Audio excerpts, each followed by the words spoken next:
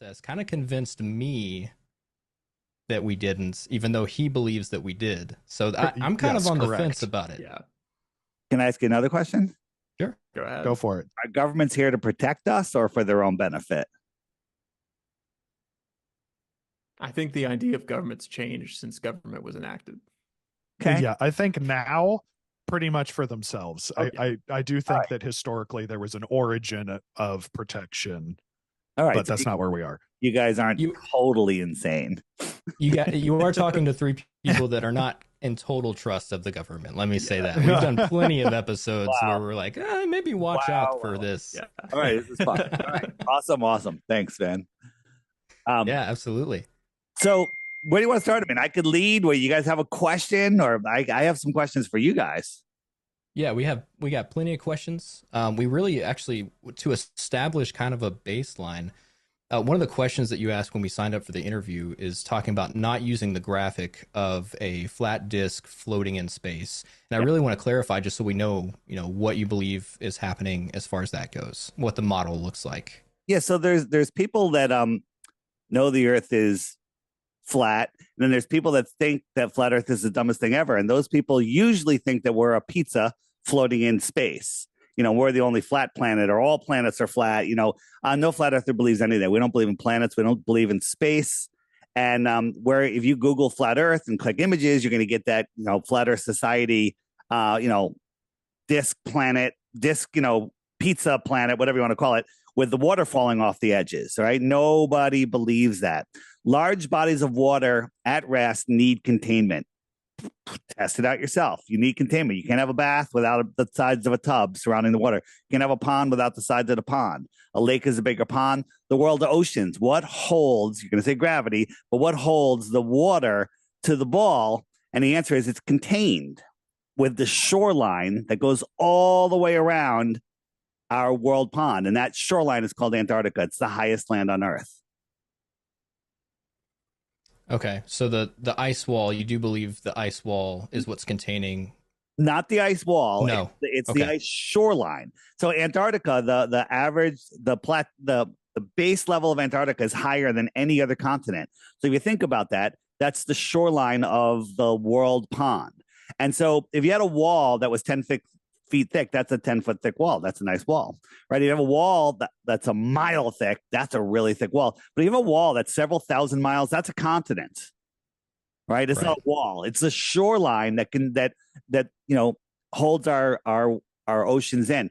So the analogy I like to do is let's say we'll go to Kansas. It's nice and flat there, and there's a lake in the middle of Kansas that's 100 miles across. That's a big lake, right? 100 miles across. You can't even see across, right? And at the center of the lake is a big magnetic mountain. That's our North Pole. So wherever you are on the lake, your compass is going to point towards the center of the lake. Make sense? Right? So far, yep. Okay, I think we're following. Yeah. So say you're 25 miles offshore. You're out. You feel like you're in the ocean. That's a big lake. You can't see. You're just going to see water all around you. So you're trying to figure out where you're going. You pull out your compass, and the compass needle is going to point towards the center of the lake, no matter where you are. So if you want to go west or east, you have to maintain a 90-degree angle to that center point.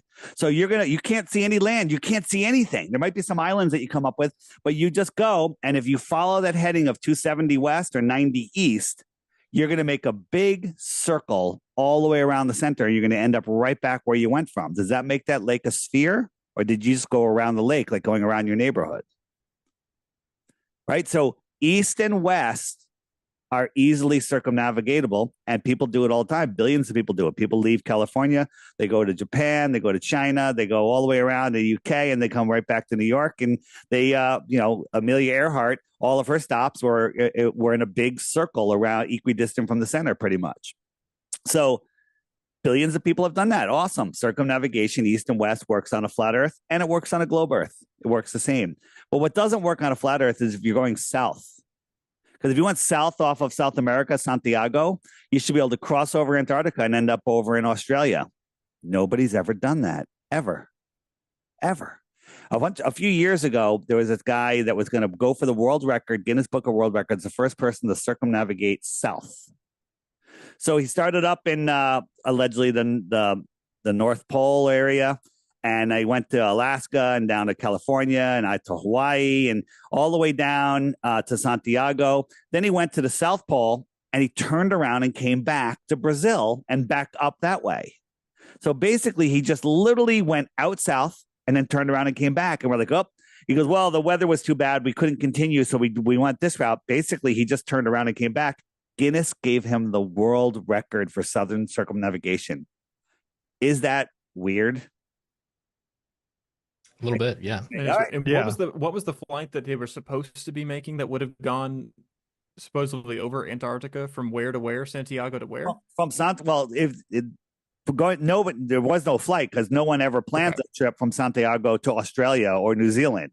No one ever does that because on the flat Earth map, if you look at the Gleason's map, which is the best map we have, it's a map that all of the world organizations like the UN and all the other organizations that control the world, that's the map that they use, but that's the map that's used in all autopilots. That's the map that's used for all war planning. It's the map that's used for all flight routes. It's the map that was in all schools and all encyclopedias all the way up to the 1950s, and then the Rockefellers removed it and didn't tell you about it anywhere else. So when you look at that, that makes sense. And so no one ever goes south and comes back onto the other side of the world. Well, if the Earth was a globe, somebody would have done it by now. Hasn't been done. Doesn't prove the Earth is a globe, but it's weird. It's weird that no one's ever done it. And every time they do it, you can look up. There's a drone buoy that sailed around Antarctica, which is ridiculous. It can't even happen. The Antarctic sailboat race, which they have every couple of years, they don't even actually have that written down.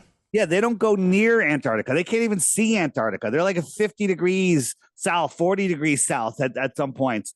And even on their website, the last time they did it, there's one leg of the race from Africa around Antarctica and then over to South America. That leg, which is a big leg, was 32,000 miles, according to the race. Wait a minute. The equator is just 25,000 miles. How did just going around that little 13,000 mile continent turn out to be 32,000 miles? And then they had another 10,000 miles to go to finish the race. How are they going around Antarctica and making a circle bigger than the equator? Weird. Can I get a weird? Yeah. Can you explain that one in a different way? I wasn't able to follow that. So if you look at Antarctica on a globe, it's a continent at the bottom of the globe. It's kind of a circular continent, and they tell us it's about 10 to 13,000 miles in circumference. So if you wanted to sail around it, you would go about 13,000 miles. Okay. So the Antarctic sailboat race, you've seen those sailboats. They're the most high-tech sailboats in the world. They're amazing, right? These are the fastest sailboats in the world. And they're saying that the one leg of the race, which is like 2/3 of the race, was 32,000 miles. You got to remember the equator, which is the biggest circle you can put on a globe, is only 24,900 miles. So how did that one leg become 32,000 miles? The other thing is, when you're out in the ocean, you don't know how far you're going, because if you're not over land, you don't know how far you're going. The only way to be told your distance is GPS, pretty much, right? And GPS is run by NASA. And so when they look at it, they say, okay, the trip took us 30 days or whatever it was. I forget, it was 30 days, 60 days, whatever the amount of time it was. And they say, okay, well, at 50 degrees south, the race should have been like 18,000 miles or 20,000 miles, whatever it was. So they take the time divided by the distance, and they say, well, the average speed was 3 to 4 miles per hour. 3 to 4 miles per hour. Now, are those boats those boats can go 3 to 4,000 miles an hour when they're tied up at the dock, right? 3 to 4. The reason it's coming out like that is because they're traveling a much bigger distance than they're being told. And so we had at least one of those sailboat captains has come on our shows saying, I know how they're faking it. The Earth is flat. We're sailing much greater distances. They're using magnetic declination to hide the flat Earth, because there is no magnetic declination on the flat Earth. It's only on the globe that you have magnetic declination. Good. Sorry. I'm talking a lot, so you guys ask. Totally fine. And that was going to be my next question is, are these people that are taking part in this race, are they being lied to or are they lying? No, That was my neither. big question. They're not even being lied to. They're being lied to by GPS, the ground positioning system. But some of them are figuring out. Other people are like, oh, well, I guess there was a big current. I guess, these guys the boats are going 20, 30 miles an hour at times. But the average speed is 3 to 4 miles per hour if you take the time and the distance that they've traveled. The distance. Yeah. Okay. And it's hard for them to figure it out because they're like, well, we're at 60 degrees south, now we're at 40 degrees south, and we're here. These guys, when they're done, they're sailors. Okay, they're not there doing math. They're there, sailing as fast as they can. And I don't know why they all don't speak out when they hear that they only were going 3 or 4 miles per hour. They should all know. But it's willful ignorance, if they don't. But a couple of them have spoken out, and I have an app. It's called the Flat Earth Sun, Moon, and Zodiac Clock app. And on the circumnavigation FAQ section, you can find that video there and other videos that Google is hiding from you. Okay. Sounds good. Yeah. Since we're talking about navigation, full disclosure, William is a pilot. Yes. So he does have some flights questions that I think we should get into now, just because it seems relevant talking about navigation. Let's do it. So, you were talking earlier about a flight from New Zealand from Santiago or back and forth or whatever. Yeah. One argument, I don't know if everyone's different. Everyone has different arguments for stuff, and people believe different things. So this might not even apply to you, but this is something I've heard frequently. Is people talking about flights from Auckland, New Zealand to Santiago, Chile. And there's different stuff that I've seen. Some people have claimed that there's no nonstop flights from, no, there New are. Zealand to Brazil. And I'm like, well, but there is one nonstop from New Zealand to Chile. And they try to say that, well, because they have to actually stop in Houston and then they got to stop at, somewhere else to get there because it's so far away. But there is a nonstop flight. And it takes 11 hours. And so there's a 14-hour flight from Auckland, New Zealand. Yeah. So from Auckland, New Zealand to Santiago, Chile, there's an 11-hour nonstop flight. And I am looking at the flight radar stuff because I'm on this website constantly anyway. The last time it did this flight, it was 10 hours and 15 minutes from Auckland to New Zealand, or to Chile, because the wind, the jet stream at this time of year, that helps it get there, obviously. Yep. But it tends to run around 10 hours and 30 minutes is the average time. But according to the most recognized flat Earth model, if you were to go from New Zealand to Chile, it's a straight distance. It's about 14,000 miles is what the most recognized model of Earth or flat Earth says. 14,000 miles. So for that flight to be possible in less than 11 hours, it would have to be going 1,300 miles an hour, which just isn't possible. So my question is, how do you rectify that in terms of how is that rectified? No, I got you. And again, on the app in the frequently asked questions section, there's the Southern flights, and there's tons of videos there to address your first question of the flight not existing. At first, when we first heard about it, we're like, yeah, that flight doesn't exist. And then we had Max Egan, who is a truther, not a flat earther. He goes, hey, I'm taking the direct flight from Santiago to Auckland.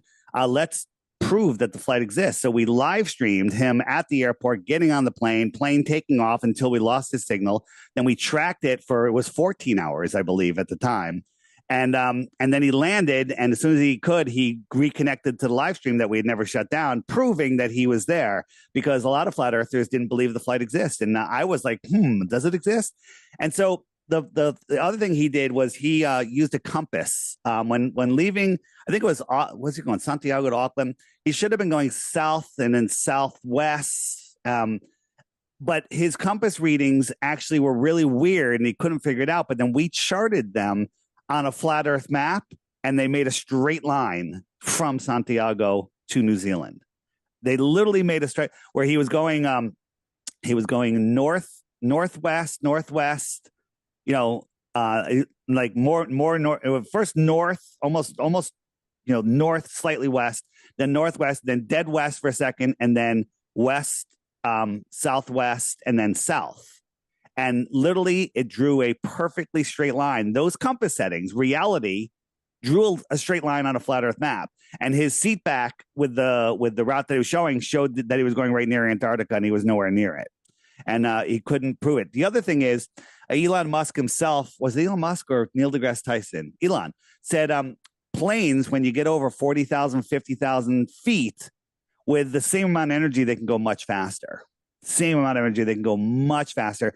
And we know at 40,000 feet, there's 200 to 300 mile an hour winds that go in a beautiful circle around flat Earth. So that I will disagree with, because I know for a fact that's not always true. Well, it's not always, you're right. It's not always true. It absolutely. Yeah, very rarely is it true. Well, it's actually true quite often, but have you gone up at 40,000, 50,000 feet?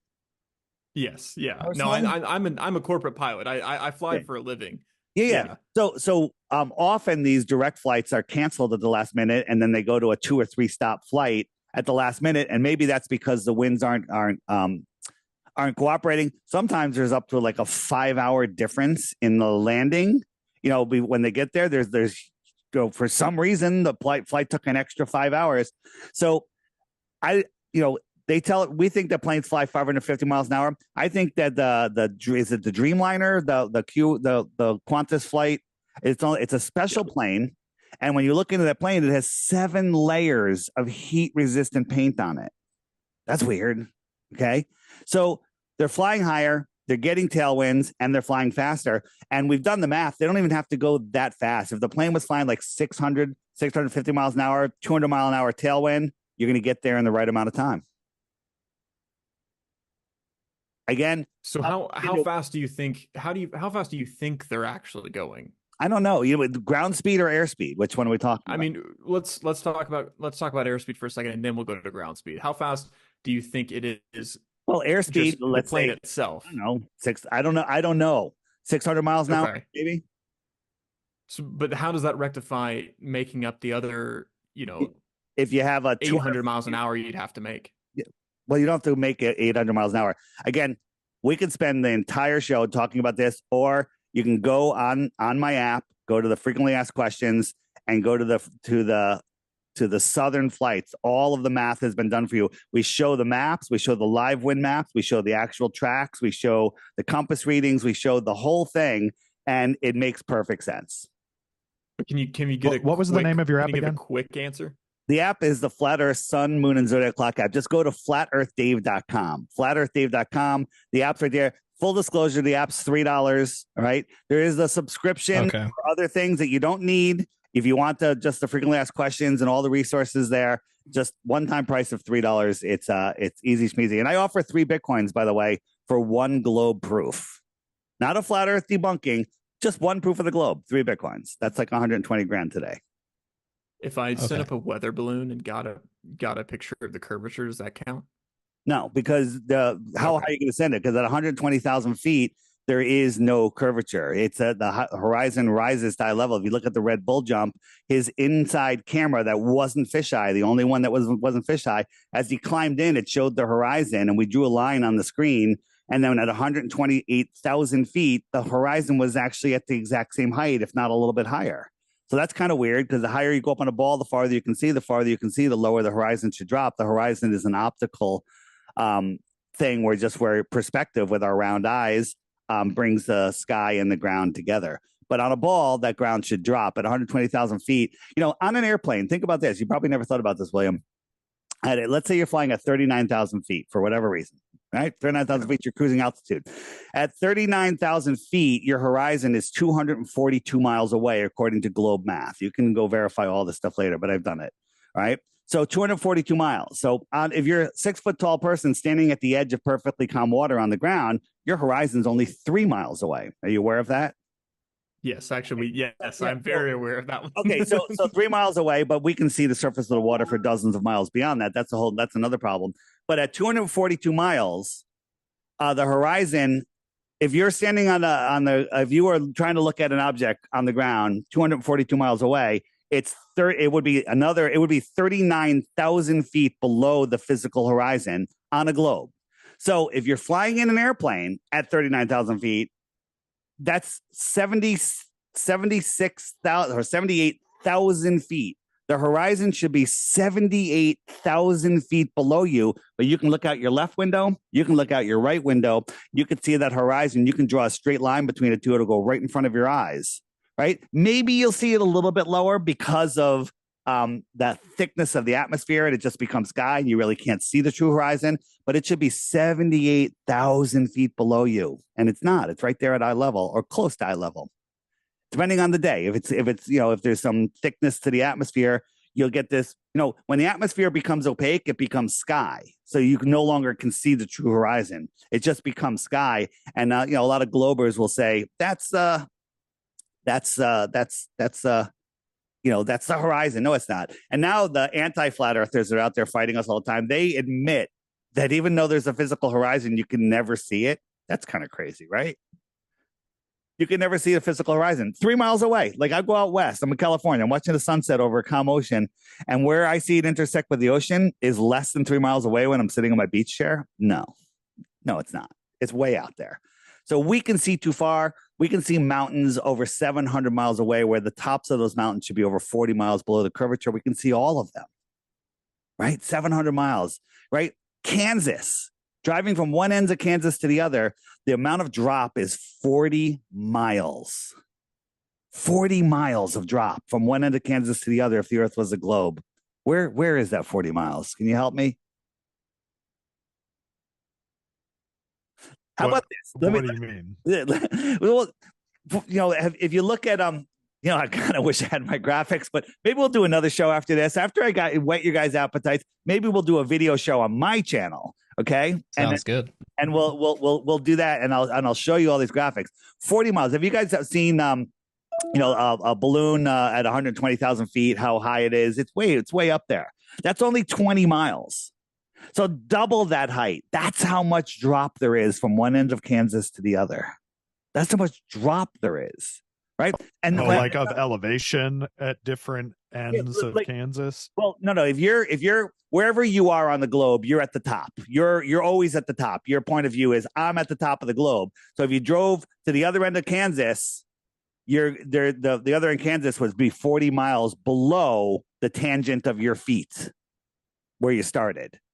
Right? If you're standing on a ball and you're standing upright because of the curvature, it shoots out and the curvature drops away. Right? So one end of Kansas to the other, there's 40 miles of drop. So here's the thing. How about this? What if the government told you Earth was flat and stationary? And, all of your observations, well, look at that lake. It's perfectly calm. It's reflecting that mountain. There is no distortion, right? The Earth is flat. It's contained. Well, high pressure next to a vacuum doesn't make any sense to me because we're contained. And then some guys came around and said, no. The Earth is spinning at 1,000 miles an hour. It's orbiting at 66,600 miles an hour. It's chasing the sun at 500,000 miles per hour, and it's moving sideways at 2.2 million miles per hour. But you can't feel it, right? And we're corkscrewing through space. All of the other stars in our galaxy are moving in all of their own directions. 80% of them are binary stars, so they're all doing their own figure eights around each other. But for some reason, there's never any parallax, and no two stars have ever crossed their path in all of history, right? When you're driving down the road looking at trees and stuff, everything changes position because of parallax. Things closer move faster, things farther move slower. Never once have two stars crossed each other, ever. Even when we go 186 million miles from one side of the sun to the other every 6 months, and we're traveling 4.4 billion miles a year, never to return to where we were before, somehow none of the stars ever change. Can I get it with that? That's a thing that's weird. Once in a while, just say that's weird. That's interesting. Well, I have a follow-up to that. So when we're talking about the flat Earth model and the Gleason model, and you say that you don't believe that there are planets, you don't believe that there are stars. What is it that we are seeing when we see the stars? Yeah, good one. Let's talk about that. So once upon a time, there was nothing, and it exploded and became everything. And then all of the matter that came out of nothing turned into perfectly rocky balls. And then all of the gases of helium and hydrogen, they decided to collapse upon themselves rather than expand and violently fill the available space as they always do in all of our experience. But they decided to collapse upon themselves and make these giant burning gas balls inside of a vacuum. There's so many problems with that. That's crazy. But if you, I agree with you. Yeah. So Yeah. so we have a Yeah. vacuum next to our high pressure atmosphere without a container. How does that happen? Well, gravity is your only answer, that gravity's holding the air down, right? But I can take a box. Let's pretend I have a lucite box, a couple 2 feet by 2 feet by 2 feet, and we suck all of the air out of it. So I have essentially a zero pressure vacuum, not a sucking vacuum, just no pressure. And I have a valve on that box, and I can, anywhere I am, at top of a mountain, in a balloon, sea level, no matter where I am, if I open up that valve, what's going to happen? The air is going to rush inside violently. It's going to violently fill the available space. So I can take a straw and I could drink water and I could suck air with the low pressure, the weak low pressure difference of my mouth and lungs. How come gravity's not holding that air down? How come the Tor 17 vacuum, which we can't even recreate here on Earth, doesn't suck all of the air off the Earth?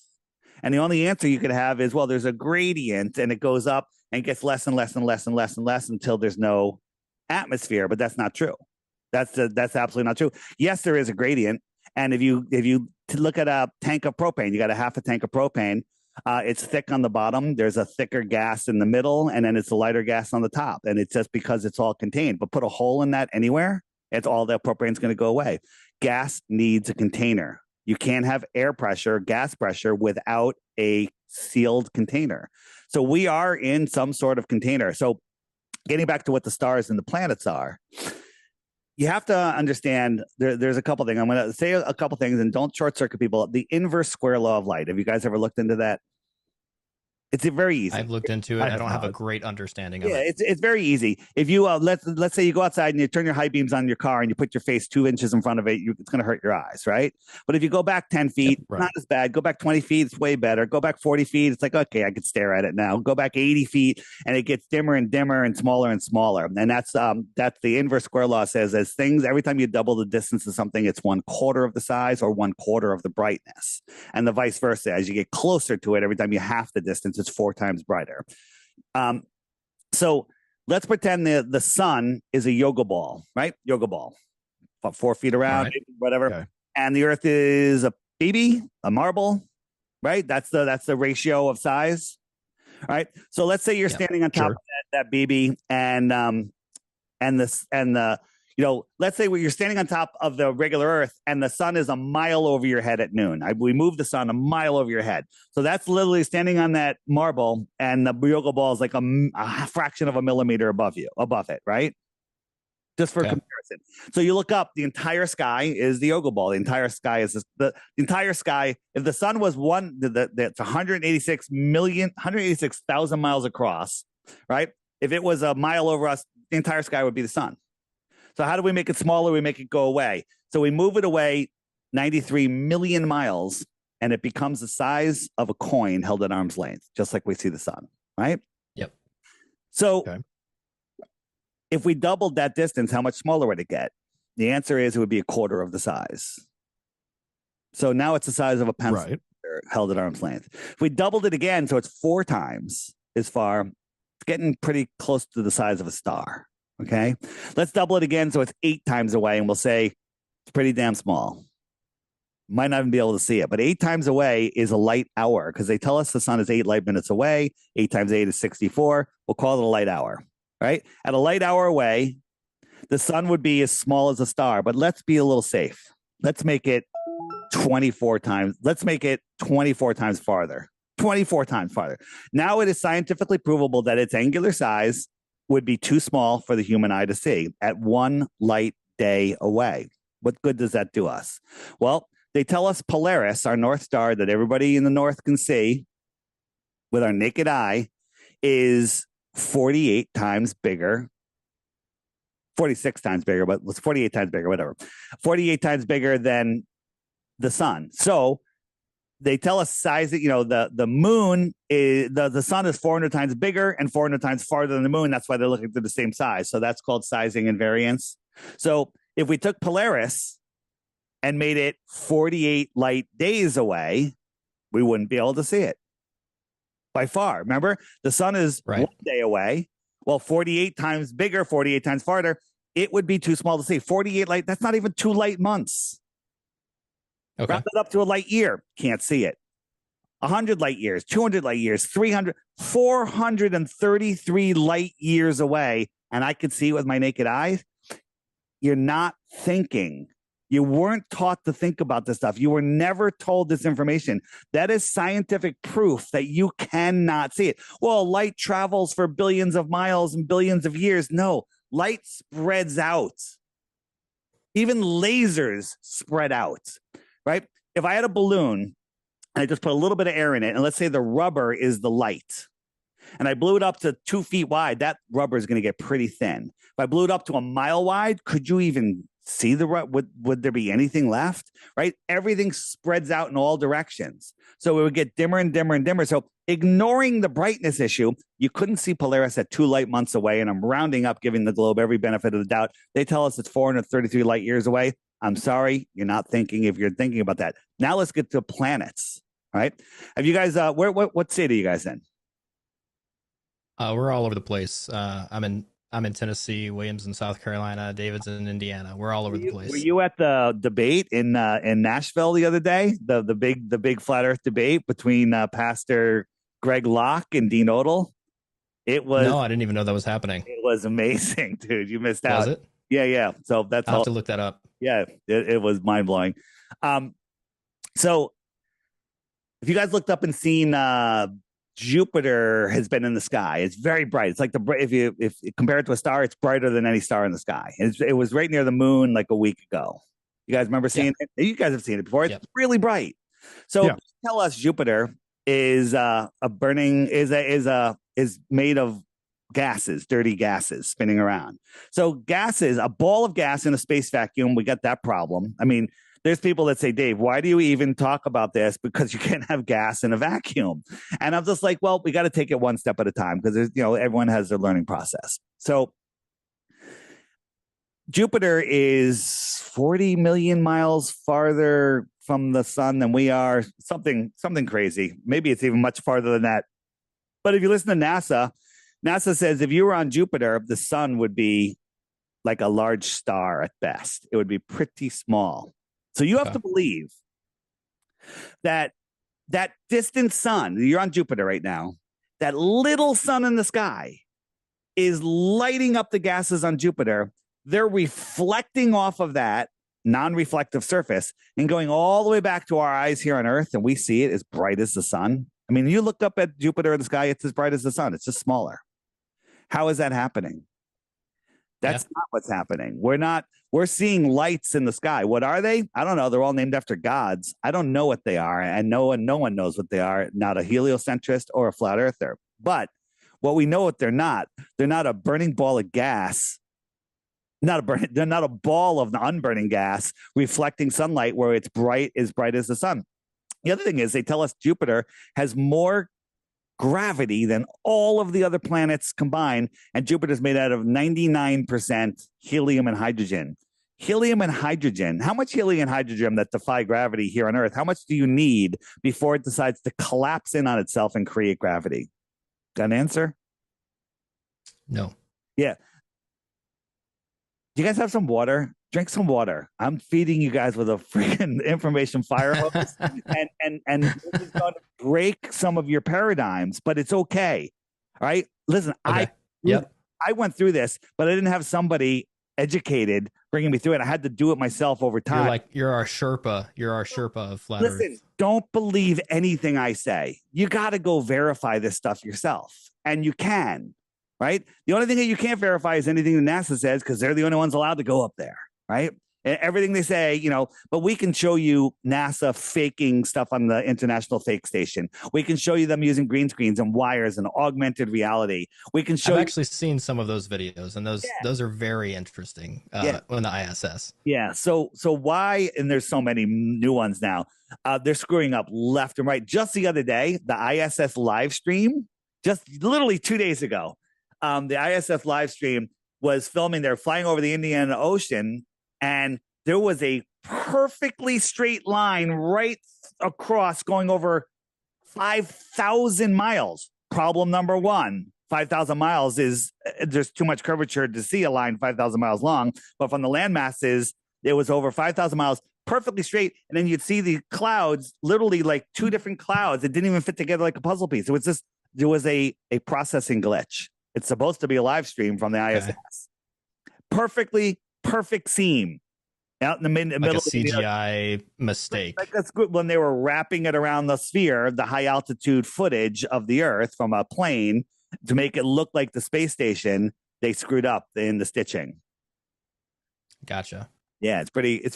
The amount of mistakes that they're making. You know, well, why does NASA care? What about the other space agencies from all the other countries? Wouldn't they telling us they're all in it together? Right? Countries are a myth. What is a country? A country is a belief. It's a belief. We believe that we had a Cold War. Nobody died. 40 years of a Cold War, however long it was. Nobody died. No battles. No nothing. Just a Cold War. It was cold.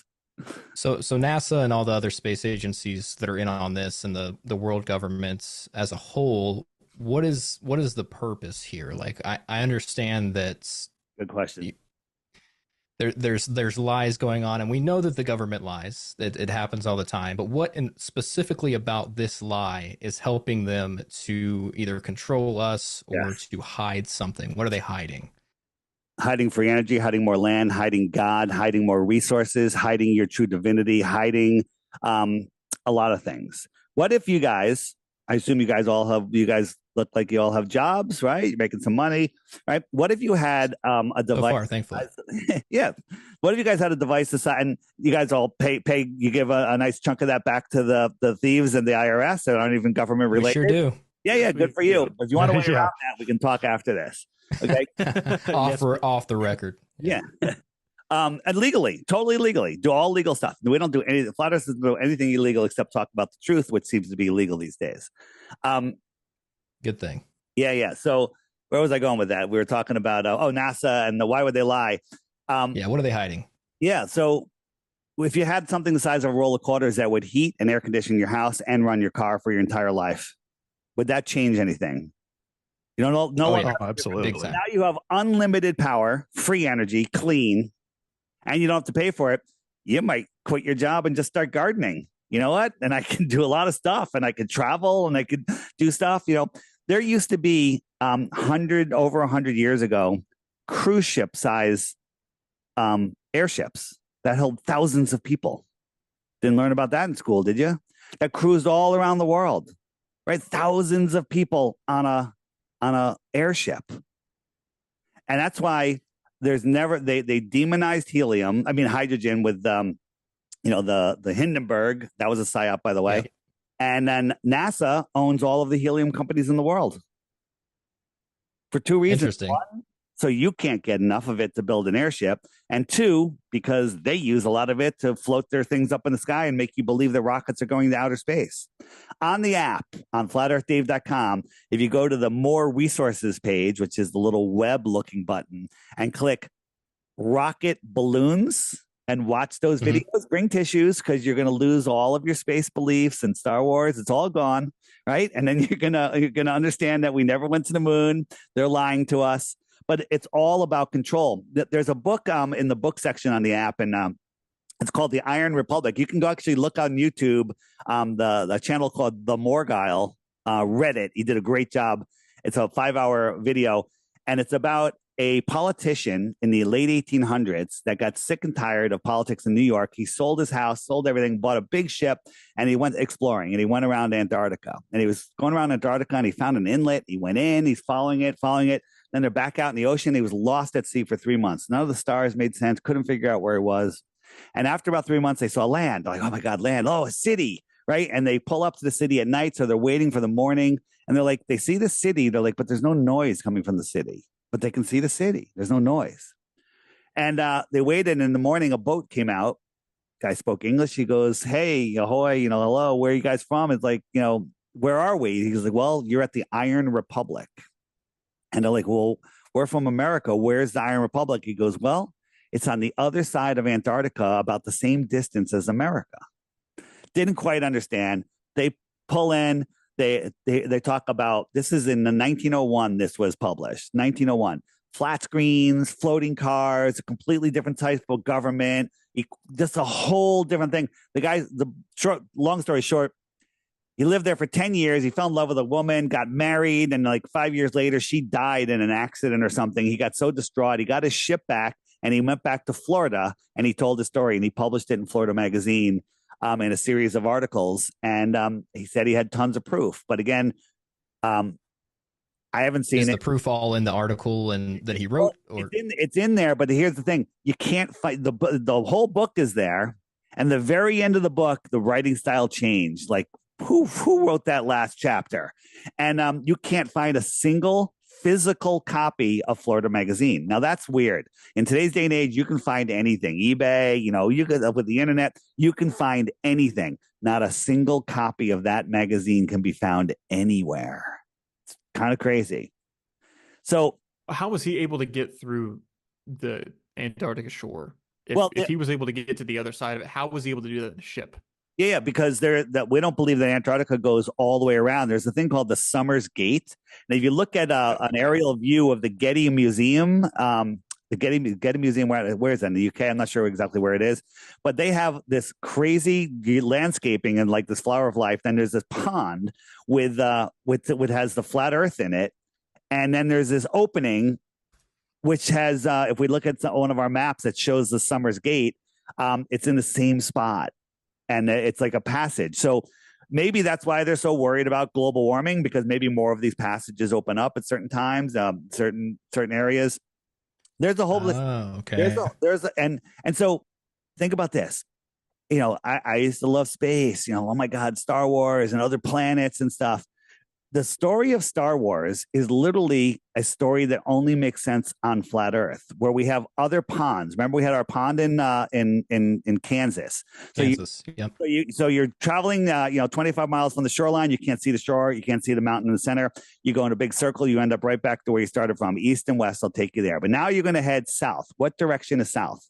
South is every direction away from the center. So no matter where you are on the lake, let's say I'm on one side of the mountain, you're on the other, and we both head south, we're heading away from each other, but we're both heading south because our compasses are pointing back towards the center of the lake. Make sense? Right. Okay. Right? So there's a tree in the middle of the yard, and I'm on one side of the tree and you're on the other, and that tree is the North Pole. Our compasses are going to point to that tree. If we both start walking south, we're walking away from each other. So what happens? You sail, all of a sudden, hey, there's some shore, and you get to the shore. The shore is higher than the water, right? It's holding the water in. It's containing the water, just like Antarctica. You pull up your boat, you climb out of the water. You don't fall off the edge of the lake. You're now on the land. And now you start walking away from the lake. Now, just remember, this is a smaller Earth.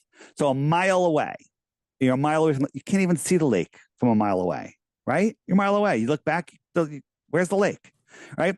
10 miles away, you can't see anything, right? 20 miles away, you come to another lake. What's this other lake? Get on a boat there and you go out. There's other islands there, other continents out in that lake.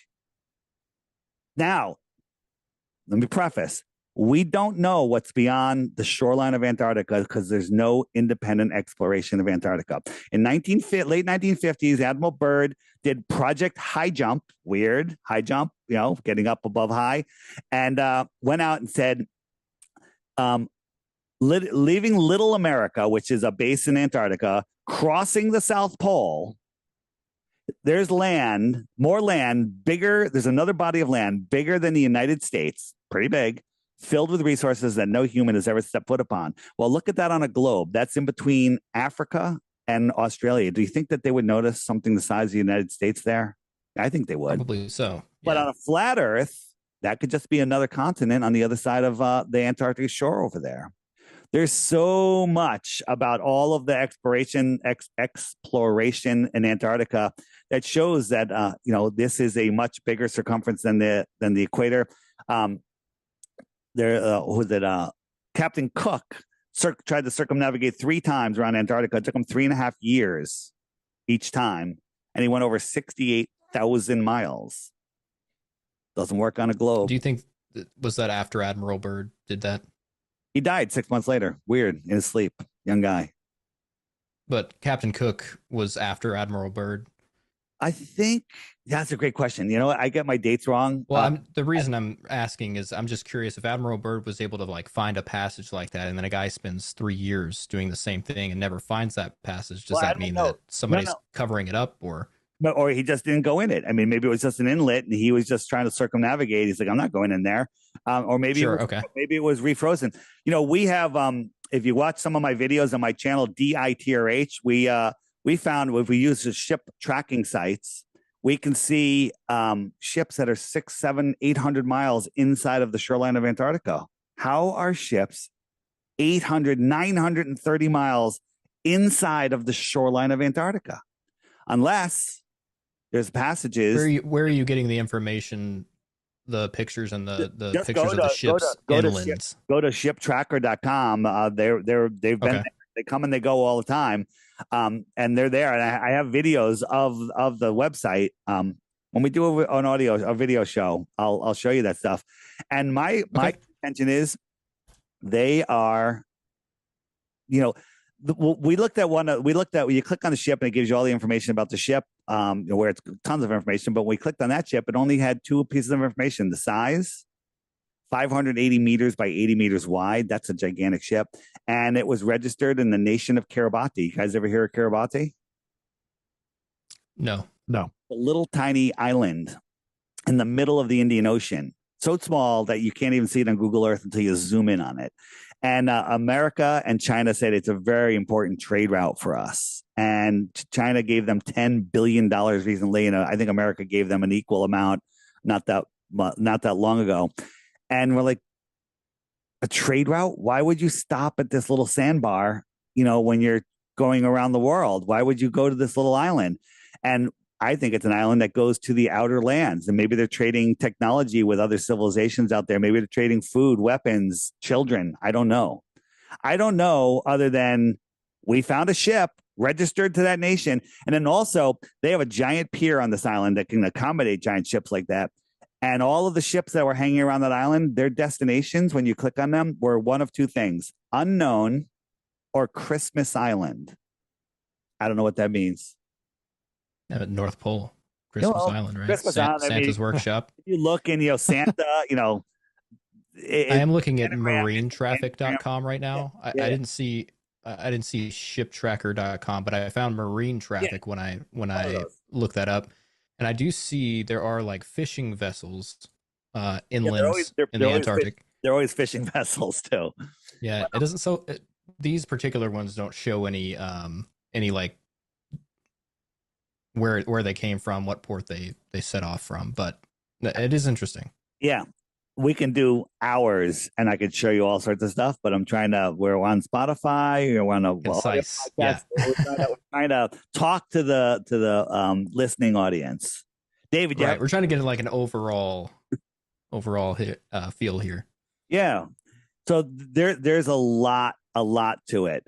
The thing is, let me backtrack a little bit with the NASA stuff. So the rockets that, well, most of it's SpaceX now, but do you think that Elon Musk is doing the same thing NASA's doing with like the helium balloons, making them look like rockets and sending them up to somewhere or across the horizon, as you can see with your naked eye? They're very tricky on how they do it. They do it in multiple different ways, because then, because you're like, well, that can't be CGI. Well, that can't be helium. Well, that can't, that they launch miniatures. There's never a person on a rocket ever. Okay. Except Mad Mike Hughes, who tried to jump a canyon with a steam powered engine. And he had a sticker on his rocket that said research flat Earth, because some flat earthers paid for a billboard, and then all of the news media in the world said crazy man kills himself trying to prove the Earth is flat by jumping 1,800 feet. That's a stupid story, because you go in a building that's much higher than that, and so again, why would the mainstream constantly need to straw man us? Neil deGrasse Tyson says, I don't have time to talk to flat earthers, but for the last 6 years, he's done straw man video after straw man video after straw man video, saying things about us. All those flat earthers, if the Earth was rising at 9.8 meters per second, it would have to accelerate, and it would reach an infinite speed in no time flat. No flat earther believes that the Earth is rising upwards. Just people that are strawmanning flat Earth believe that. Okay. Yeah. And we talked about this at the beginning a little bit, but we're on the flat Earth with the dome. We have an atmosphere. There's something. Yeah. What's beyond that? What is beyond the atmosphere? We talked about how we can't really conclusively say what a star is, what a planet is. It's reflecting light from the sun, supposedly. Where are we? Like, what is out beyond? And what upward? is the sun? Yeah. Again, if it's not what we've been told by NASA, what is it? These are great questions. And the thing is, the only thing you can say about any of the luminaries in the sky, sun, moon, and stars, and other things other than airplanes that we know what they are, is that they're lights. That's the only thing that you can honestly say. We don't know, right? I think that the sun that we see, non-physical, is literally like a focused point of energy through the firmament. I believe that the source of the sun, whatever it might be the creator. I don't know. But we don't need to speculate what's above where we can reach or beyond where we're allowed to go to prove the Earth is flat. We can do that, with lasers and mirror flashes, and we can prove that the Earth is not a ball the size that they tell us. We can see things that would require the ball to have a radius of like 380,000 miles. When they tell us the radius of the Earth is, you guys know? 43 less, 39,063. It's just less. 39.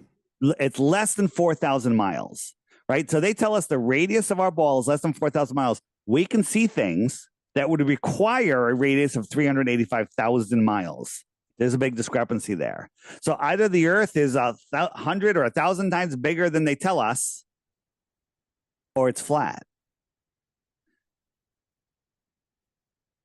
So when you were talking earlier about I think you said it was called the Summers Gate. Yeah. Like spots that open up around maybe we don't know. We're not Antarctic shore. It's something to talk about. Yes. So if I'm understanding correctly, what you were saying at the beginning was that the water needs a container, and the Antarctic shore around the Earth is that container, correct? Not 100%. I think that the pond that we're in is much bigger. I think that we're contained in our prison of 60 degrees south. I don't know if Antarctica even goes all the way around us. No one's ever proven it to me. I haven't been there. I don't believe, and again, all of these stories, there's the oh, you're saying that's not necessarily the edge of the container. That's just as far as we know. That's as far as we're allowed to go. Maybe the edge of the container is 1,000 miles farther. Maybe it's which is where they're hiding the other continents and the technology. Other ponds out there, or maybe there's hiding more continents here on our Earth. Did you know that Japan this year found 7,000 new islands that they didn't know existed before? Isn't really? I did see that. I did not see that. Now that's just here in where they're kind of south a little bit. There's stuff here that we don't even know. So what's in the outer southern oceans? The Southern Ocean, which is all of the land beyond 60 degrees south, that would be, it's bigger than the rest of all the oceans combined. Right. All right. We don't know what's out there. They're not telling us. When you want to go to Antarctica, there's 100 different companies, all run by the same company. So it's really one company pretending to be 100 companies that want to overcharge you, and they'll take you to that little tip off of Santiago to a little island, which is a giant island called Rothschild Island or Deception Island. Which one would you like? And you never get to go near the shoreline of Antarctica. There is no independent exploration of Antarctica. What about Mr. Beast? He got to go there. I don't even know who Mr. Beast is, but they got to go there, and they were supposed to go explore out south, but the scientists all got COVID and they had to cancel it. So they got to Antarctica and they sent them back, just like Spider Track guy that was supposed to circumnavigate, and he got turned around also. It's kind of weird that anytime anyone's trying to get to Antarctica, something just goes wrong and they're not allowed to go across. Do you think that would happen with, I heard I've actually listened to several episodes of your podcast. There's a pilot I think William knows the name of who's offering a flights. Yeah. So Yeah. If somebody were to Kelsey take him up on that, Kelsey the fraud, and we did take him up on it, and he backed out and okay. ran away. Yes. So that was my question. What happened with that situation? So he said, I'll fly you myself. You can hire my company, and we'll go from here to here to here. And he's just basically, doing something that would be impossible on a flat Earth, or supposedly impossible. I forget the exact route. So we said, okay, we're in. And he goes, well, you got to go book it yourself. He's like, well, help us out. What's the name of your company? I don't want to tell you the name of my company. We're like, I thought you were going to fly us. He's like, well, no, I'm not a travel agent, right? He literally backed out and ran away. But you didn't see our videos on that because those are hidden in YouTube's algorithm. But you search Flat Earth and he'll show up. So on my app, on the More Resources page, there's a button called Debunking the Debunkers. And there's a whole section on Kelsey in there. And all of the stuff, all of our conversations, our emails, everything with him, and showing you that he just had a false claim and he was pushed by the algorithm. He may That's what I was going to ask was, did you have any documentation of this attempt that he agreed to and then backed out of? He even did a video on it. Yes, we even did a video, and we have those clips. Oh, wow. Video of him talking about it. He goes, he changed the story, and then we took it and we said what he said, and then we took his original video and this is what he really said, and we literally document it for you. You guys want to become rich? You guys want to be rich? Of course. Invent something that makes people lazier. Okay? So what makes people lazier? You guys cook dinner? You have wives? I don't know. You guys cook dinner? Cooking dinner. What does it involve? Of course. You got to go shopping. You got to drive. Don't love it. You gotta prepare the food. You gotta cook it. You gotta clean up afterwards. What's easier than doing that? Fast food, right? Fast food. Yeah. Meal prepping. What's easier? What makes fast food even lazier? DoorDash. You don't have to get off your couch. Someone else will bring it to me. Someone else will bring it to you. So we've done all of the work for you. We've done all of the experiments. Doing flat Earth experiments isn't easy. Like the Globers will scream refraction. So we go out on a frozen lake at night doing tests, 8 miles away. You need radios, you need lights, lasers, you need cameras. Everyone's fingers are freezing. We did it all for you, and we documented it. We did it for you. It's all available, but Google will hide all of those videos from you. You Google Flat Earth David Weiss, Flat Earth Dave, you're going to get all propaganda videos that have nothing to do with me. You're going to get all stuff that's pushed that they want you to look at and then laugh at and then never look at Flat Earth again, because Flat Earth unplugs you from the Matrix. The Matrix is a prison for your mind. And when you're trapped in that prison, your mind isn't sending out the thoughts and the understanding of where you live, of this true creation, right? Your thoughts create your reality. They don't want you to know that. If you don't believe it, that's your problem. It's not a belief. Look at your life. Everything you have in it is your fault. Everything. It's all your fault. I got to bring up I'm sure you're familiar with this, and I'm sure you've talked at length about this before, but I have not heard your take on it. The Netflix documentary they did. Yeah, where they have the experiments behind the curve. So on the Debunking the Debunkers page, the first video is a 4-minute video explaining how that was just a hit piece. All right. So let's just talk about the two things that happened there. One was Jaron was doing the laser. We had a great experiment. We were next to a canal because the level of the canal would give us our level. And we had 3 sheets of plywood a mile and a half apart or something. So there was like 3 miles. So and they had a hole at the exact same height based off the level of the water. And if we could shine a laser through all 3, the Earth is flat. If not, if the Earth is a globe, the middle one should be higher than the other 2, right? Because the Earth is a globe. Well, the lasers spread out, and we had a very powerful laser, and we had a condenser on it, and turned it on before we could even do experiment. The condenser melted and laser broke. So we're out there, the equipment, everything. And so we're like, well, let's hold a light. And we held a light, and the guy goes, I can't see it. And then they said, hold it higher. And he held it up. So when I hold a light next to my face and I reach up, how much higher is that? 2 feet, 3 feet? Maybe a foot and a half, 2 feet. Something like that. Well, it would have to be 27 feet for them to see it. I forget the exact number, but it was 27 or 17, whatever it is.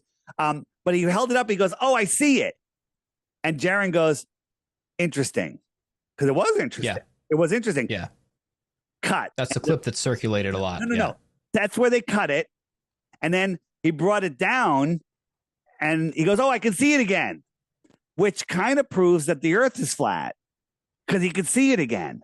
But we all like too many factors. All the flat earthers there were like, we're not taking that as a win. And everyone there walked away. There was too many things. And what happened was the first time there was a tree branch that was blowing and was in the way, blocking it. And then when he brought it down, he could see it. But they left it out of the video. And all of these experiments with all the people and radios and time and phones and everything, it's difficult because then you got to film it. Well, these people that were doing this piece that swore was going to be good, they're like, we'll come and film the experiment. And they're like, will you give us the footage? Oh, absolutely. And they never would give us the footage because if we did, we could show that they're lying. The other thing in that documentary was it was a ring laser gyro, very complicated technical piece, and basically it's supposed to measure if something is rotating, and it measured about 15 degrees per hour.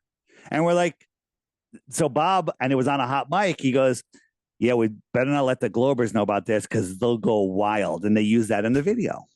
And the reason is because, yes, there was a 15-degree rotation, but it didn't determine what was rotating. Was it the Earth or was it the ether, the sky? So we came up with another experiment.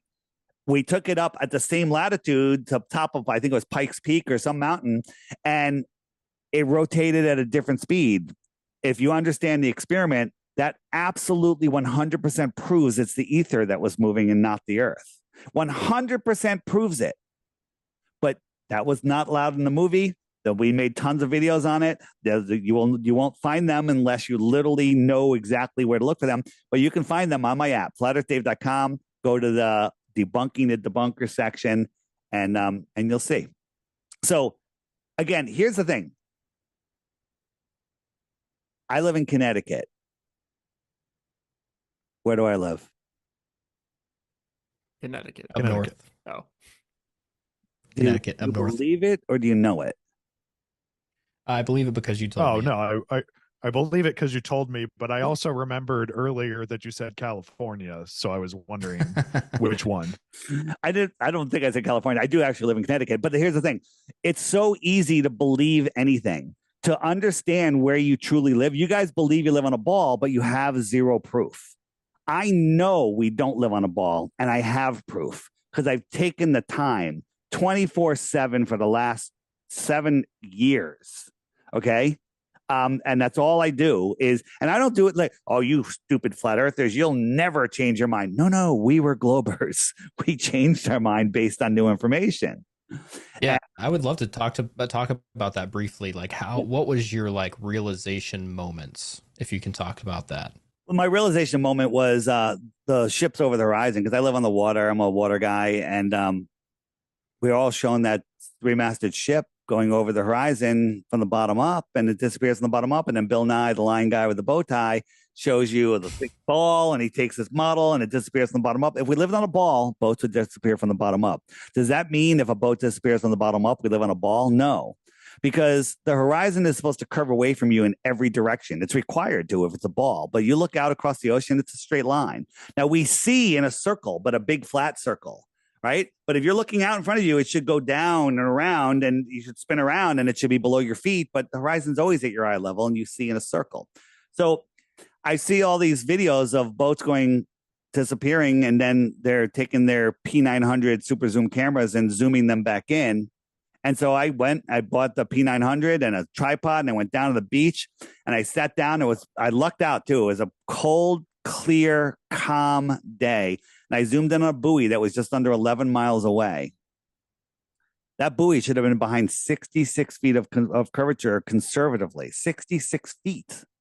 And I could see it. And not only could I see it, I could see the water beyond it. Interesting. You have to believe that everything is refracting up the perfect amount. The water beyond it's refracting up, 75 feet. The buoy's refracting up 66 feet. The water in front of it, a mile in front of it's refracting up 45 feet. Everything's refracting up and stopping at eye level to trick you into everything that your senses are telling you. The earth is stationary. We're not spinning.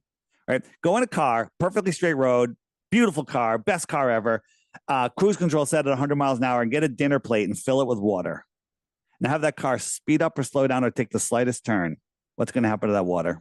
It's going to slosh right off. Sloshes. Great, but we go out and we can go out and look at lakes that are reflecting mountains that that are perfectly calm. Isn't that due to inertia? So the Earth is spinning, and it's speeding up and slowing down in its orbit, speeding up and slowing down like 80 miles an hour a day, or I forget the number exactly, but it's ridiculous. And we're told, well, you're going at the same speed. And people go, I could drink a glass of water on an airplane and go to the bathroom, right? That's what we're all programmed to say. And I say, well, if you want to compare that to the slowest motion of the Earth, which is the spin, you have to double the speed of the airplane to 1,000 miles an hour. You have to remove the outside cover of the airplane because there is no outside cover of the globe. And then you have to nosedive at a mile a minute just to follow the curve, right? The SR-71 biplane goes 2,300 miles per hour. Do you know how much it would have to drop every second just to follow the curve of the Earth? 80 stories a second. So I do have something to say about that, and just because the way planes fly. And so I guess just to preface, I have to ask, do you believe that the air gets thinner the higher you go up? Absolutely. Okay. So since planes are want to be in equilibrium, that's just how they fly. They want to fly straight. But since the Earth, in my point of view, since it is a globe, it would have to go along a curved track, technically, if it were high enough to continue going, not go out of the atmosphere. So is the air curved? The air is not curved, but the air is proportional to the Earth below it. So planes are flying at a certain altitude. So let's say you want to fly at 40,000 feet. You're going to be at 40,000 feet in relation to sea level. So it's constantly correcting itself to stay at the same altitude. And we do that through trim. But also, if you're trying to fly at the same altitude, those instruments are correcting themselves. But even if like you were trying to stay at the same altitude, for the curvature of the Earth, it's like 0.002 degrees 80 per second is what you have to 80 correct. stories a second. 80 stories a second. They would be smashed against the ceiling of that plane. Right? Let's throw it down to the water. When you're underwater, is the water curved? Underwater, not the surface of the water, because you believe that the oceans are convex when we can measure that they're flat when they're at rest. But when you're underwater, is the water curved? No, right? So submarine, when they're flying underwater, essentially flying through the water. They have their wings out and they fly level to the surface above them. So they're just flying straight and level. Now, if the Earth was curved, they would fly right out of the water at some point because the Earth would curve and they would pop out.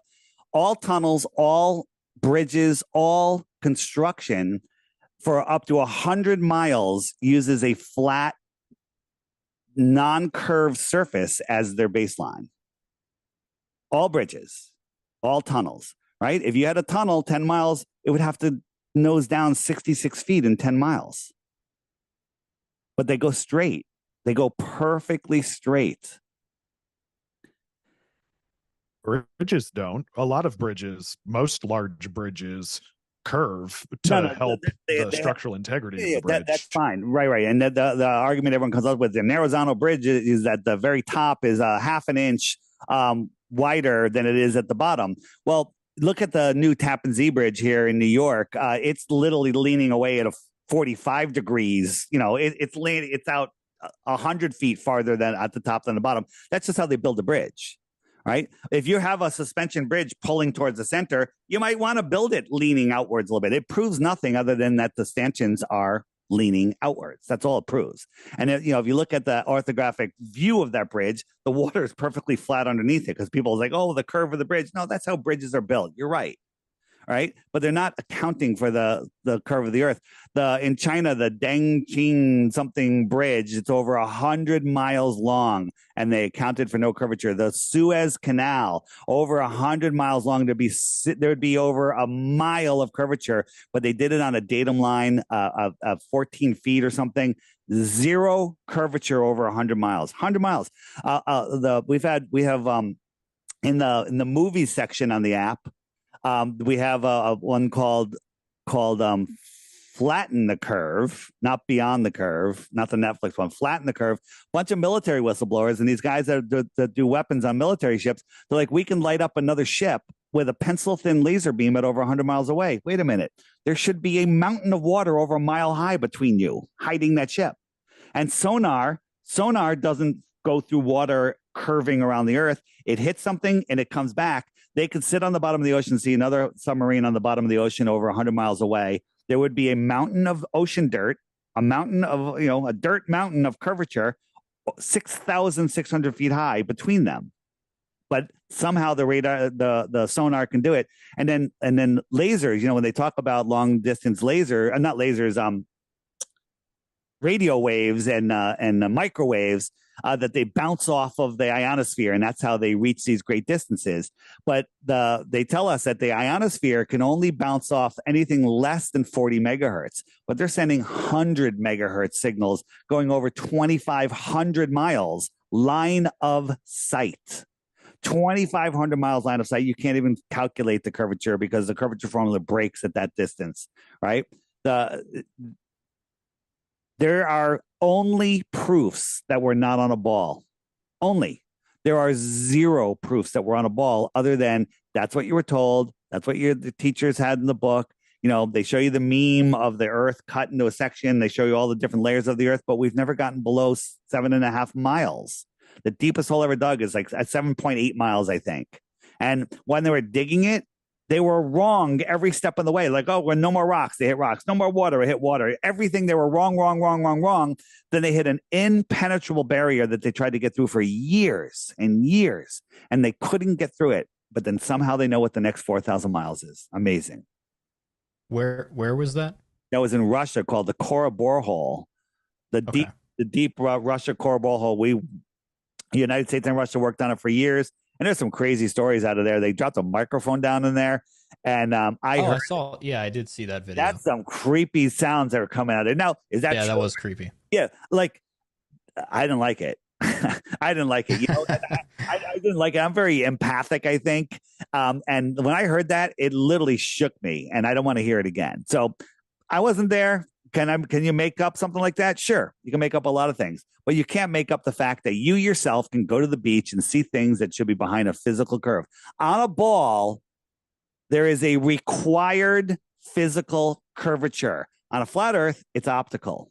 It's optical, right? I could show you horizons through a time lapse during the day where they go up and they go down. The buildings get taller and the mountains get taller, and they get taller and shorter and taller and shorter, and they disappear and they look like they're. It's just optics. It's just the optics of the atmosphere. Yeah. Is there an experiment that you would accept of a scientist, a respected scientist that was a globe Earth believer, that they could do a place you could go? Would they have to send you up in a rocket? What would it take for you to change your view on this completely? Or is there anything that would change even if you saw it with your own eyes? No. I would have to prove the globe. But honestly, at this point, with all the research I've done, I don't offer 3 Bitcoins lightly because that's a lot of money and I don't want to give them up.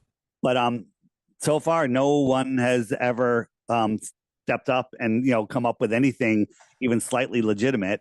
I got to ask, and go ahead. I'm not trying to be rude here. No, go ahead. And I understand that the photos, you don't trust NASA. The photos of the Earth, a lot of those are composites. They're all NASA admits it.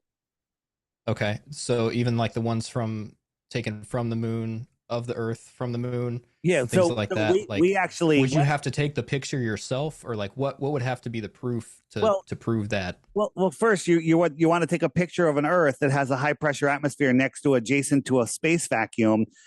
There's no picture being taken because that's a scientific impossibility, right? But let's pretend someone is on the moon. They took a picture. We actually, on a live stream, Rob Skiba went to the NASA website, took that Earthrise photo, right? The picture of the Earth from the moon. Yeah. And he took it right off their website, put it in Photoshop and cranked up the levels. And there was a box around the Earth where they cut and pasted it in. They didn't expect people to have Photoshop. Then since then, they've replaced that picture and the box is no longer there. But we did it live. There's 100 videos of it. And so we're showing you that it's a fake picture, and it's really easy. I mean, look at it. It's horrible.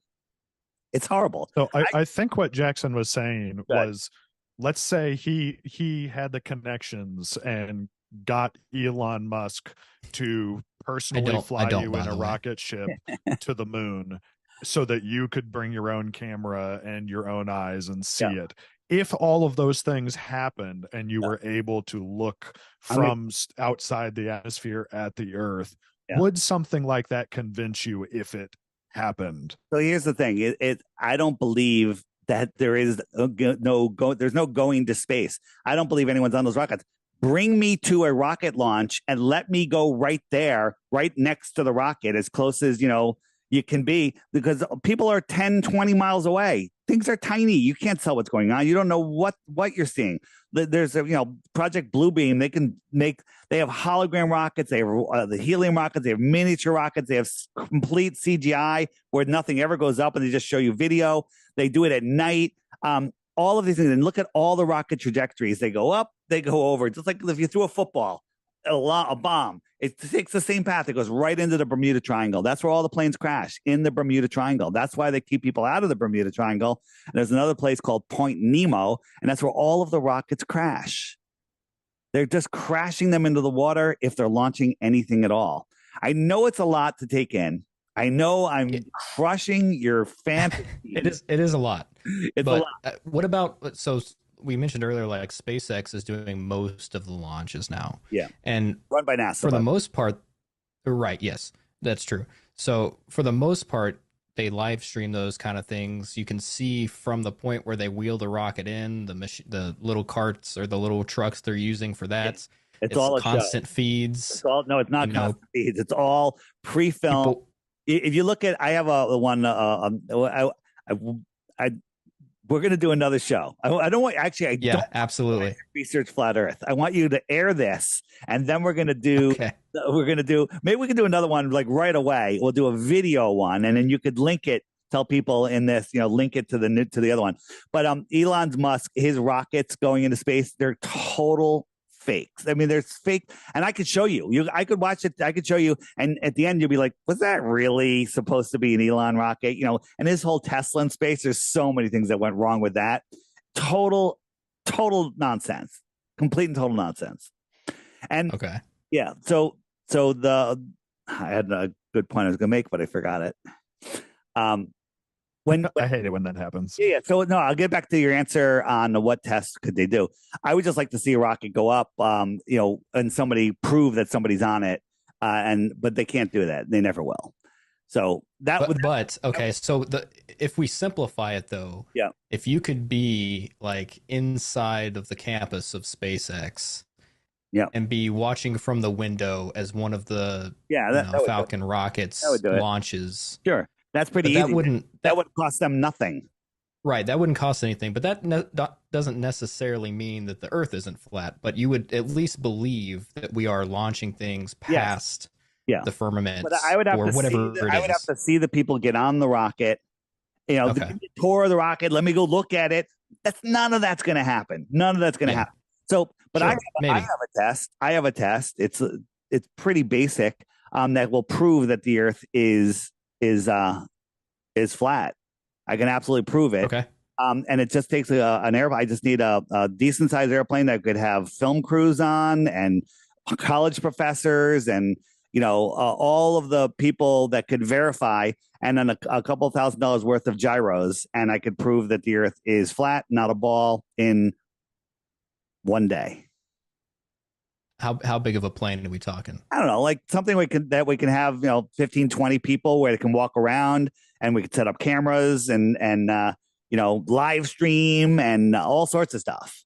So, and then, what kind of respected people would you want on there? Like you said, like college professors and things like that. It would have to be like physics professors and stuff, people that are not getting grants, because the people getting grants for astronomy and stuff, they won't do it because they'll lose their grants. They won't look at it because they like their gravy train. Neil deGrasse Tyson, you said respected people, so he can't go. That's good. I like that. Thank you. And Elon, oh, that's what I want to tell you about Elon Musk. Werner von Braun, know who he is? Yes. He was a Russian. I'm familiar. Yeah. Russian rocket scientist that supposedly came over during Project Paperclip, another scam, not true, because there was no space race. And he's running NASA. That's the story, that he started NASA here. And he wrote a book in 1957 called Project Mars. You guys know about this? It's about a group. I've heard of the book, but I haven't read it. About a group of people that went to Mars, run by a guy named Elon. Can I get a? That's weird. Yeah. Interesting. Yeah, I'll take it. You said he's the author? No, he's the author, Werner von Braun, and he wrote it. The guy that's leading the people to Mars, his name is Elon. That's just a coincidence. Yeah. There's lots Life imitating art. Yeah, or possibly. Well, or that's how they do staged. it. Everything they tell us, Arthur C. Clarke wrote about satellites. No one ever thought about satellites, and boom, there were satellites. A royal guy in the 1800s wrote a book about dinosaurs. No one had ever seen a dinosaur in all of the megalithic construction ever done. Nobody had ever seen a dinosaur, and a year later to the day, he discovers dinosaurs. Then weird Arthur C. Clarke and the satellites, that happened. There's everything happens. They write a story about it, and then it happens. Mm-hmm. Maybe that's just thoughts creating reality. I don't know. Yeah, it could be. Could be the secret, right? Could be. Yeah. I do actually have a friend that flies a BBJ, which is the Boeing business class jet. So if you're interested in trying to charter a plane that can carry that many people, where you can have plenty of room to walk around, I can probably hook you up with that. I think in the next year we're gonna have enough money to be able to do it right, and we're gonna do it quietly because I don't want that plane falling out of the sky and going, oh, a bunch of crazy. Oh yeah, yeah. A bunch of crazy. My friend he probably wouldn't appreciate me giving you his name. He probably doesn't want to fly out of the sky. No, it's a very, very easy test. Very easy test. If you think about it, I'll explain it to you. So, on your plane, how do you stay level? You spin up a gyro on the ground, level with the ground, and then it flies level. Gyros hold rigidity in space. They don't pay attention to gravity or anything else. They hold rigidity in space. So you got your gyro, and when the plane turns, the gyro stays level to the ground that you took off on. But if you're flying from there 4,000 miles or so, the gyro you're going to be a 90-degree turn because you flew halfway over the ball, but the gyro is going to be level to where you started from. And the answer that you'll have there is, the gyro corrects itself. There's this little device, a little box, right? By the way, if you look into that box, nobody knows what it does. There's only one company that has that. If something goes wrong, they're not allowed to open that box at the airport. They just have to swap it out. And pilots have tried to call that company to get information, and you can never get anyone on the phone because it's. What is this box called? I forget the name of it off the top of my head, but there's a video. There's a video on it on the airplane section on the app. But there was a flight where the flight was boarded. The box wasn't responding. The airport said they didn't have any more. And they said, you know what, just go on the flight and just check in every 15 minutes and we'll give you the adjustment to make the adjustment for the curvature. And every time they called in, they didn't have to make an adjustment. And that's the guy that said, this is interesting. I never had to adjust. And he started trying to, reach out to this company, and he couldn't get any information on it at all. And then we found out that company is a subsidiary of NASA, right? Whenever you hear NASA, that's you gotta once you understand that NASA, raise an eyebrow. Yeah, I think NASA is the world intelligence organization, and everybody reports to NASA. Go ahead. Are you talking about the attitude indicator? I don't know the name. That is a gyroscopic instrument, but I'm not aware of any box inside of it other than the. Yeah, there is a box that supposedly adjusts for curvature because your gyro won't adjust for curvature. So when you fly over the ball, when you go halfway around the world, your gyro would be standing upright from your point of view, still level with your original position. But that doesn't happen. That's just not on any diagram of them. That's what I was wondering. Is it the attitude indicator you're talking about, or is it the altimeter, or the I have to look it up. I don't know the name off the top of my head. I can't remember everything. Okay. But here's the thing: is we're gonna get a vertical gyro. We're going to spin a gyro up where it's vertical and it's oriented east and west. Okay. So then you take off and you head 90 degrees east. So if you're heading 90 degrees east, you have your gyro compass. So the gyro is holding its position east. And you have your compass readings, a circle around it with your direction. So you're heading east. Now you ignore the magnetic compass, you ignore GPS, and you maintain dead reckoning east. Now what's going to happen is, let's say we take off out of New York, you're going to have to constantly correct to the left, which would be north, to maintain that heading. Because remember, we're going around the magnetic center like we did on our lake. And we're going to have to keep turning left to maintain that direction. Now, that doesn't prove the Earth is flat or a globe because it's the same. It's the same on both. You have to always turn to maintain a heading of 90 or 270. You guys with me on that? Okay. Yeah. I believe so. So in the north, when heading east, you have to turn left. When heading west, you have to turn right. Both of those are north. Right. And that works perfectly. In the south, on a globe, when you're heading east, you'd have to turn to the right, not to the left, to correct to the south to maintain your equidistance from the South Pole. But I know that it wouldn't work that way. You'd always have to correct to the north. And one way we know this is there's many ships captains, military captains, that say when they're in the Southern Oceans trying to dead reckon east or west, they constantly have to correct to the north. And one of them was on Mark Sargent's show. And he said that when he brought it up to his commander said, "Don't worry about it." Does that pretty much track, William? I mean, the directions, at least, the corrections. Yeah. You agree with the premise that on the south, you'd have to correct in the other direction, right? Yeah, for sure. Yeah. The only place you wouldn't have to correct is the equator, because on the ball, you're just flying straight around the equator. But if the farther south you go, the more you'd have to correct. Like if you were 1 mile from the North Pole on a ball, you would have to take heading west, a really hard right turn. And 6.28 miles later, you'd be right back to where you started from, heading 270 the whole way. So the same thing is in the south. But all we need to do is two things. One, we're going to fly from the United States down to, let's say, Brazil. And we're going to go dead south. And we're going to use our gyro compass to prove that the gyro holds its position. Because when you're heading south or north, there is no turning. Those are straight lines on a globe and on a flat Earth. And so my compass is going to say, yep, you're going south. My gyro compass is going to say, yep, you're going south. And GPS is going to agree that, yep, we're going south. Then we're going to go down there and we're going to turn east or west. And we're going to spin our gyro up in that direction and we're going to follow it. And it's going to peel off to the right when it should peel off to the left. That definitively will prove that we're not on a ball and the Earth is flat. Okay. That seems simple enough. It is, but here's the thing. You're hoping to have the money raised for that sometime next year? It all depends on how things go. I have my app. You guys need to get my app, the Flat Earth Sun, Moon, and Zodiac Clock app. It shows you how everything's going, and if the app does well, I've been putting a lot of money back into it. I think we'll have the money to do an experiment like that, and we're going to do it. We're going to do it right. Okay. All right. Yeah. And people I'm definitely excited to see that. Flat Earth is dying. No, Google's hidden Flat Earth. They've hidden it. Flat Earth is depression. Is actually exploding. It's getting bigger and bigger all the time.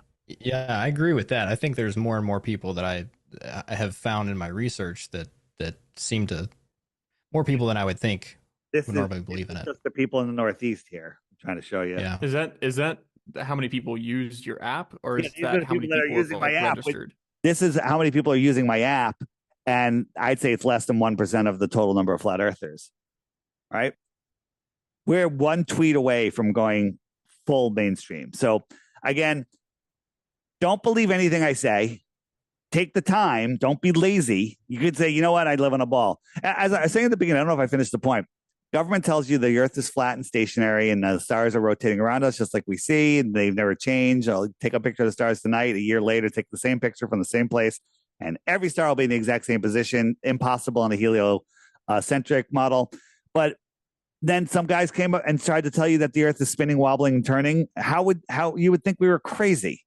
There would be no way we can convince you. But since the government and the schools tell you, you believe it because, ship can disappear going over a globe, and they've over a ball, they've brainwashed us into believing that's the only way it can go over.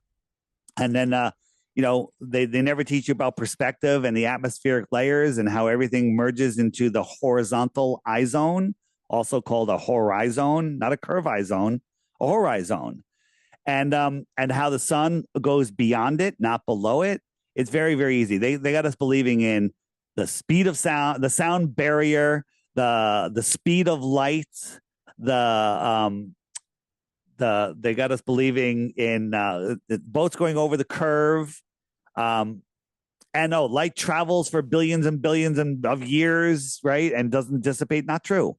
Light is just like when I yell, you're a mile away, you couldn't hear me, right? Light travels and it spreads out. It gets dimmer and dimmer and weaker, inverse square law. And we can prove that these things that we're seeing are not what they tell us. I tracked the ISS. The ISS is just like Jupiter. It's bright as the sun, right? It's traveling 17,500 miles an hour. It took 8 minutes to go across my sky. 8 minutes. It should be in California. I'm seeing something the size of a 747 in California, right? There's no way. There's no way it could be going that speed. So we had a NASA whistleblower, and again, guy that I was emailing with for a while, testing him like, this could be just a troll, telling me some really interesting stuff. I said, all right, ISS, explain it. He said there's 5 modified B-2 bombers, old B-2 bombers, where they made certain parts of them translucent with translucent material other than the thin steel structure that holds it together. And then the whole bottom is an array of sun temperature LEDs, and they take turns. There's 2 of them based in Alaska. One is in Russia, and I forget where the other 2 are. And they take turns running these routes. And that's what you see when you see the light going across the sky. Wow, man, that's a lot of work just to deceive people. Here's the thing. Anyone that wakes up to flat Earth literally unplugs from their matrix, their energy vampirific. Is that the word? Matrix. Vampiric, yeah. Where they're stealing your energy. This is a spiritual war that we're in. That's a war for your soul. It's a war for your energy. And the more that you participate, here's the thing. We're born into God's creation of this earth realm, and we are the recipients. We are the benefactors of this, and nobody rules over anybody. We all are equal beneficiaries of this. However, they can't take that from us, but they can trick us. They can go, oh, no, you don't live on God's beautiful flat earth where nature doesn't lie. You live on this ball where we lie. And you use our fake money. So now I'm on their monopoly board playing with their monopoly money. I got to play by their rules. I got to pay the banker. I got to do all the stuff, right? When the truth is, none of that's real. It's all a belief system. If everyone listened to your podcast tomorrow, whenever it comes out, and everyone goes, you know what? This guy's right. Screw the government. We don't need to take down the government because they would just dissolve. They'd be gone. If we didn't pay attention to the government, to the IRS, to any of them, they would just be powerless little nothings. They better not see their faces because they'll probably get their asses kicked. So we are powering the system through false beliefs. Was it Goebbels that said, give me a kid to the age of 7 and I'll own them for the rest of your life? Well, that's what they do. They pop you in school and they teach you a bunch of garbage, and there's globes in the front of the class, and they make you believe in fantasy space, and they train you to be a good little worker slave in their corporate system. Your parents signed your birth certificate, so you're traded on the stock market as a commodity, right? You're literally a commodity in their system. We need to unplug from their system. Stop using their money, their fake fiat money, and stop playing on their stupid board, because the earth is not a spinning ball. The ball is a prism for your mind. FlatEarthDave.com. Go watch the crash course, get the app, do whatever you have to do to educate yourself. Take some time, turn off Netflix, and understand that you're at the center of creation. I think that's a great plug and a great sentiment to end on. Dave, thank you so much for coming on, and I'd love to have you on again with some more visuals that you have prepared, and kind of talk about this even deeper if you want. I'll do it if you guys are up for it. We'll do another show, and I'll send you a scheduling link, and let's do it. Sounds great, man. Thank you so much. If you're up for it, drink a lot of water tonight, okay? Breathe and don't rehydrate. Listen, I don't know if I convinced any of you, but don't. Meditate. If I did, don't go tell your spouse the Earth is flat, because they'll be like, "You're out of your freaking mind." Okay, just let it soak in, and then research the questions that you have. But you won't find them on Google. You won't find them on YouTube. You got to know where to look. FlatEarthDave.com. On my website, if you go down to you'll see a big picture of me. It says Crash Course. There's a list of videos that are being hidden. Just watch those. They're really good videos, even if you hate flat Earth. Watch those videos, and it's scientifically impossible to watch 3 of them and remain a glober. Okay. That is a challenge right there. Okay. Dave, thank you so much for joining us tonight, and I can't wait to have you back, man. All right, guys. See ya.